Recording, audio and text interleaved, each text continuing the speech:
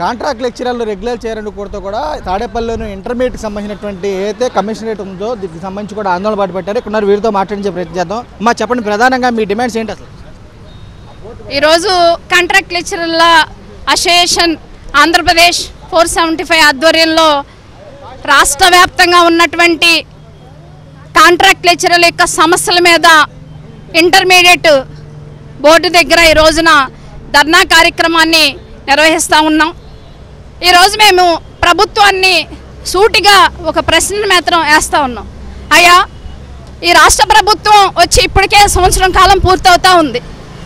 నారా చంద్రబాబు నాయుడు గారికి చట్టాలన్నా శాసనసభ పట్ల చాలా చిత్తశుద్ధి ఉందని చెప్పి చాలా సందర్భాల్లో ఎన్నటువంటి అంశం మాకు గుర్తుంది. ఈ రోజున 2023 సంవత్సరంలో యాక్ట్ 30 తీసుకురావడం జరిగింది. ఆ యాక్ట్ 30కి అనుగుణంగా 114 జీవోను కూడా తీసుకురావడం జరిగింది. అన్ని దశల్లో కాంట్రాక్ట్ లెక్చరర్లకు సంబంధించినటువంటి ప్రక్రియ పూర్తయిపోయి దురదృష్టవశాత్తు మాకు ఎన్నికల కోడ్ అనేటువంటి రావటం ద్వారా ఆ రోజున కాంట్రాక్ట్ లెక్చర్ రెగ్యులరేషన్ అనేది తాత్కాలికంగా నిలుపుదల చేశారు.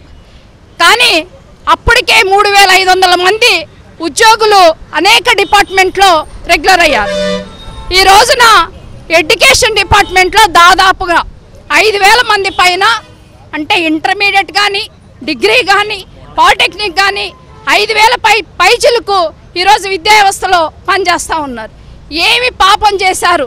ఈరోజు విద్యా వ్యవస్థని అనేక దశలుగా సంస్కరిస్తూ ఉన్నారు. తల్లికి వందనం పేరుతో కానీ లేకపోతే మధ్యాహ్నం భోజనం మేము ఆహ్వానిస్తూ ఉన్నాం, మేము అభినందిస్తూ ఉన్నాం. ఆ విద్యా వ్యవస్థలో పనిచేస్తున్నటువంటి కాంట్రాక్ట్ లెక్చర్లు ఏ పాపం చేశారని చెప్పి మేము ప్రశ్నిస్తూ ఉన్నాం. ఈ రోజున మేము చేయడానికి అనేక సందర్భాల్లో మేము ప్రాతినిధ్యం చేసాం. ప్రతిదీ అప్ టు బాటము మంత్రి గారికి కానీ అనేక సందర్భాలు నారా లోకేష్ గారికి అలాగే ఫైనాన్స్ మినిస్టర్ గారికి ప్రాతినిధ్యాలు చేసినప్పటికి కూడా ఏమి పట్టించుకోని పరిస్థితుల్లో మేము రోడ్డెక్కాల్సినటువంటి పరిస్థితి వచ్చింది. ఈ పరిస్థితికి ప్రభుత్వం పూర్తి బాధ్యత వహించాలి. మేము కోరుతున్నది గొంతెమ్మ కోరికలు కాదు. మేము ఒకటే, కాంట్రాక్ట్ లెక్చర్స్కి ఆగిపోయినటువంటి రెగ్యులరేషన్ని ఏజీ అనేటువంటి ఒక భూతం చూపిస్తూ ఉన్నారు. ఏజీ రిపోర్ట్ని తెప్పించి వెంటనే కాంట్రాక్ట్ లెక్చర్ని రెగ్యులరైజ్ చేయాలి. రెండో అంశం వచ్చేటికి ఈ రోజున 11 నెలలే కాంట్రాక్ట్ లెక్చర్ తినండి, 12వ నెల పస్తుండండి అనే నిబంధన ఏంటయ్యా అని మేము అడుగుతూ ఉన్నాం. 24 అంటే 2019 నుంచి 23 వరకు 12 నెలలు ఇచ్చినటువంటి జీతాన్ని ఈ రోజున 24 మే నెల జీతం నిలుపుదల చేశారు, 25 నిలుపుదల చేసేసారు. 2 నెలలు 2 సంవత్సరాల జీతం రాక అప్పుల బాధలో ఈరోజు కాంట్రాక్ట్ లెక్చర్ కూరుకుపోయారు. అందుకని ఫైనాన్స్లో ఉన్నటువంటి ఏదైతే 2 నెలలు బిల్లు ఏదైతే దానికి సంబంధించిన ఫైల్ ఉందో దాన్ని వెంటనే క్లియర్ చేసి 2 నెలల జీతాన్ని మాకు ఇప్పించాలని చెప్పి మేము డిమాండ్ చేస్తూ ఉన్నాం. మూడో అంశం వచ్చేటప్పటికి రెగ్యులర్ అయిపోతామనేటువంటి కాంట్రాక్టు ఉద్యోగులు ఈ రోజున వయసు రీత్యా చాలామంది 62 సంవత్సరాలకి వెళ్ళిపోతూ ఉన్నారు. అందుకని ప్రభుత్వ ఉద్యోగులకు అమలు చేసినటువంటి 62 సంవత్సరాల వయసుకు సంబంధించినటువంటిది మాకు పదవి విరమణకు సంబంధించినటువంటి ఖచ్చితంగా నిర్ణయం తీసుకోవాలి. ఫైనాన్స్లో ఉంది ఆ ఫైల్ కూడా. ఇంకోటి చాలా విచిత్రకరమైన విషయము, 25 సంవత్సరాల్లో ఎప్పుడూ లేకుండా ఒక రెగ్యులర్ లెక్చరర్స్ ట్రాన్స్ఫర్ జరిగితే వెంటనే కాంట్రాక్ట్ లెక్చరర్స్కి వెంటనే పోస్టింగ్ ఇవ్వటం అనేది జరుగుతూ ఉంటుంది.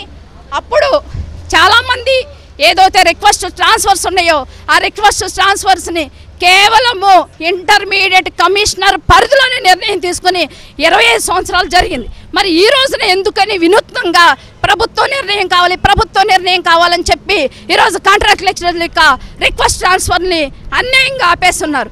ఏజెన్సీ ప్రాంతంలో ఎటువంటి వైద్య సదుపాయాలు లేక చదివించుకోవడానికి పిల్లలకు సంబంధించి కానీ మహిళలు చాలా ఇబ్బంది పడుతూ ఉన్నారు. అందుకని ఇప్పటికైనా ఇక్కడ తీసుకోవాల్సిన నిర్ణయం ఇది. ఈ నిర్ణయాన్ని వెంటనే అమలు చేయాలి. రిక్వెస్ట్ ట్రాన్స్ఫర్స్ ఏదైతే ఉన్నాయో ఆ రిక్వెస్ట్ ట్రాన్స్ఫర్స్ని వెంటనే అమలు చేయాలి. ఈ 4 డిమాండ్స్ మీద ఈ రోజున మేము ధర్నా కార్యక్రమం చేపట్టాం. మేము ఇంకోటి కూడా ఈ ప్రభుత్వానికి మీడియా ద్వారా తెలియజేస్తా ఉన్నాం. మిగతా ఉన్నటువంటి అందరినీ కూడా ఎడ్యుకేట్ చేసి భవిష్యత్తులో పెద్ద కార్యాచరణతో మేము మాత్రము ముందుకెళ్ళాలని చెప్పి మేము ఆశిస్తూ ఉన్నాం. Thank you. ఈరోజు కాంట్రాక్ట్ లెక్చరర్ల పరిస్థితి చాలా దౌర్భాగ్యమైనటువంటి పరిస్థితిలో నెట్టివేయబడింది. ముఖ్యంగా 2000 సంవత్సరంలో ఉమ్మడి రాష్ట్రంలో కాంట్రాక్ట్ లెక్చరర్ జాయిన్ అయినటువంటి మేము పొరుగు రాష్ట్రంలో కాంట్రాక్ట్ లెక్చరర్ రెగ్యులర్ అయ్యి ఈ దురదృష్టవశాత్తు ఈ రాష్ట్రంలో కాంట్రాక్ట్ లెక్చర్లు రెగ్యులరైజేషన్ నోచుకోలేకపోయాం. గత ప్రభుత్వంలో అనేకమైనటువంటి పోరాటాలు చేయడం ద్వారా జీవో నెంబర్ 114 గత ప్రభుత్వం విడుదల చేసింది. రెగ్యులరైజేషన్ ప్రాసెస్ అంతా కూడా స్టార్ట్ అయ్యి చివరిలో ఎలక్షన్ కోడ్ వల్ల రెగ్యులరైజేషన్ ఆగిపోయింది. మేము కొత్తగా ఏం అడగట్లేదు, నిలిచిపోయినటువంటి కాంట్రాక్ట్ లెక్చరర్ల రెగ్యులరైజేషన్ ప్రక్రియ అమలు చేయాలని సంవత్సర కాలం నుంచి ప్రభుత్వానికి అధికారులు కూడా ప్రాతినిధ్యాలు చేసిన ఫలితం లేకపోవడంతో విధిలేని పరిస్థితుల్లో ఈ రోజున మేము ధర్నా చేయడం జరిగింది. ముఖ్యంగా ఇవాళ ఇంటర్మీడియట్ విద్యా వ్యవస్థలో పెద్ద పెద్ద సంస్కరణలు తీసుకొస్తామని చెప్తున్నారు. మరి ఇక్కడ పనిచేస్తున్నటువంటి కాంట్రాక్ట్ లెక్చరర్ల రెగ్యులరేషన్ విషయంలో మరి ఎటువంటి చర్యలు తీసుకోపోవడం అనేటువంటిది చాలా బాధాకరమైనటువంటి విషయం. పూర్తిగా మరి కాంట్రాక్ట్ లెక్చర్స్ మీదే మరి ప్రభుత్వ జూనియర్ కళాశాల కానీ డిగ్రీ కాలేజీలు కానీ పాలిటెక్నికల్ కాలేజీలు కూడా ఉన్నాయి. మరి ప్రభుత్వం ఇప్పటికైనా స్పందించి మరి మా డిమాండ్స్ న్యాయమైనటువంటి డిమాండ్స్ని అంగీకరించకపోతే రాబోయే రోజుల్లో పెద్ద ఎత్తున అన్ని డిపార్ట్మెంట్లో ఉన్నటువంటి కాంట్రాక్ట్ ఉద్యోగులు కలుగున్న పెద్ద ఎత్తున మరి ధర్నా చేయడానికి కూడా ముందుకెళ్తామని మీ ద్వారా ప్రభుత్వానికి తెలియజేస్తున్నాం. చెప్పండి, మీరు 5000 మంది ఉన్నారు, వాళ్ళ కుటుంబాలు కానీ ఏ విధంగా ఎలా ఇబ్బంది పడుతున్నారు?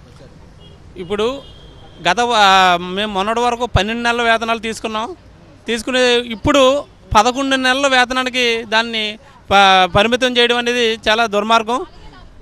మేము డిమాండ్ చేసేది ఏంటంటే, ప్రధానంగా మేము డిమాండ్ చేసేది ఏంటంటే, ఈరోజు ఎవరైతే జూనియర్ కాలేజీ కానీ జూనియర్ కాలేజీలో పనిచేసి కాంట్రాక్ట్ లెక్చర్స్ ఎవరైతే ఉన్నారో వాళ్ళ రెగ్యులరైజేషన్ సంబంధించిన ఫైలు ఇదిగో 111556 నెంబర్తో ఫైనాన్స్ ప్రిన్సిపల్ సెక్రటరీ గారి దగ్గర ఉంది. అది క్లియర్ చేస్తే మేము ఇమీడియట్లీ మేము రెగ్యులర్ అవుతాం. మేము ప్రధానమైన డిమాండ్ ఈరోజు ఎవరైతే ప్రభుత్వ జూనియర్ కళాశాలలో పనిచేస్తున్నారో వాళ్ళందరినీ కూడా రెగ్యులర్ చేయమని. ఇది తుది దశలో ఉంది. ఇది ప్రిన్సిపల్ సెక్రటరీ గారి దగ్గర తుది దశలో ఉంది. గత ప్రభుత్వం ఎన్నికల ప్రచారంలో చంద్రబాబు నాయుడు గారు గౌరవ సీఎం గారు ఏదైతే హామీ ఇచ్చారో ఆ హామీని మేము నెరవేర్చమని అడుగుతున్నాం.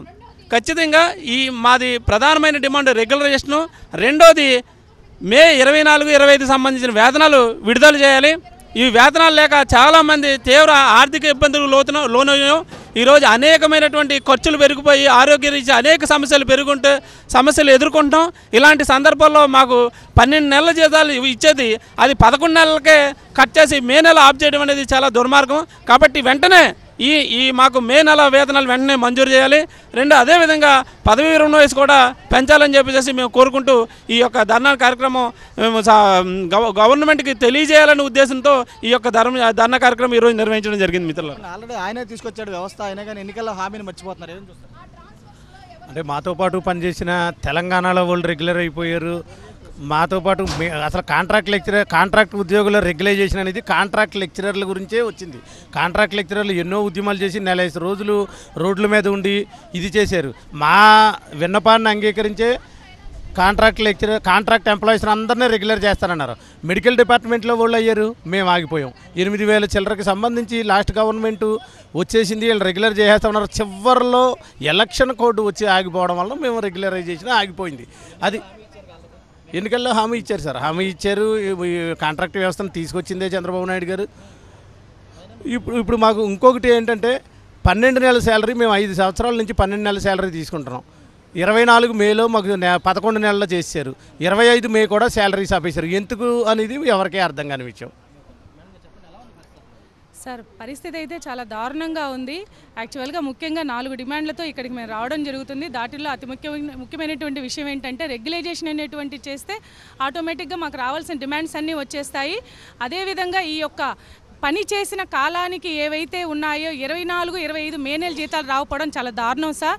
మేము సమ్మర్లో రెమిడియల్ క్లాసెస్ తీసుకుంటున్నాము, స్పాట్ క్యాంప్ చేస్తున్నాము, అదేవిధంగా డ్యూటీస్ చేస్తున్నాము, అన్ని రకాల డ్యూటీస్ చేయించుకుంటున్నారు. కానీ అది మా చేత మేము రాకపోతే బెదిరించి మరి మమ్మల్ని కాలేజీకి వచ్చే విధంగా చేస్తున్నారు. కానీ ఏ విధంగా మా శాలరీ విషయంలో మాత్రం ఎవరు పెద్దలు సహకరించడం లేదు. దయచేసి మేము కూడా అందరూ రెగ్యులర్ ఎంప్లాయీస్ ఎలా అయితే ఉన్నారో కూడా వాళ్ళతో సమానంగా మేము కూడా వర్క్ చేస్తూ ఉన్నాము. ఈక్వల్ వర్క్ అయితే ఉంది కానీ ఈక్వల్ పే లేదు, ఈక్వల్ రైట్స్ లేవు.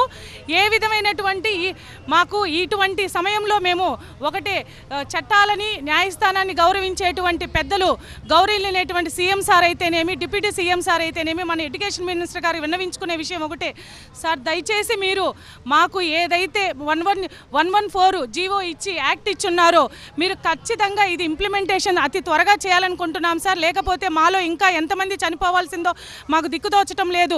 మేము దీని మీదే ఆధారపడి ఉన్నాం. మా ఫ్యామిలీస్ అన్నీ కూడా ప్రతి నెల ఎప్పుడు ఏ క్షణం ఎవరు చనిపోతున్నారో కూడా అర్థం కావటం లేదు.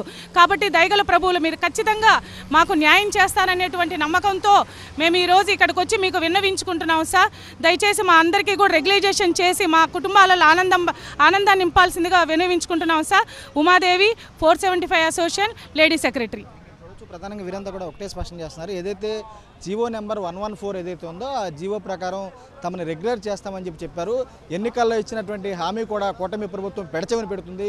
పూర్తి స్థాయిలో కూడా తమకు సంబంధించి గతంలో 5 సంవత్సరాలకు సంబంధించినటువంటి జీతభత్యాలు ఏదైతున్నాయో 12 నెలల జీతభత్యాలు కూడా ఇవ్వాలని చెబుతున్నారు. తమని ప్రధానంగా తాము కోరుకునేదల్లా రెగ్యులైజేషన్ సంబంధించి పెద్ద సమస్యగా ఉంది. పూర్తి స్థాయిలో రెగ్యులైజ్ చేయాలని చెప్పి వీరు కూడా కోరుకునే పరిస్థితి కూడా కనపడుతుంది. బాలుతో రాజు, సాక్షి టీవీ, తాడేపల్లి నుంచి.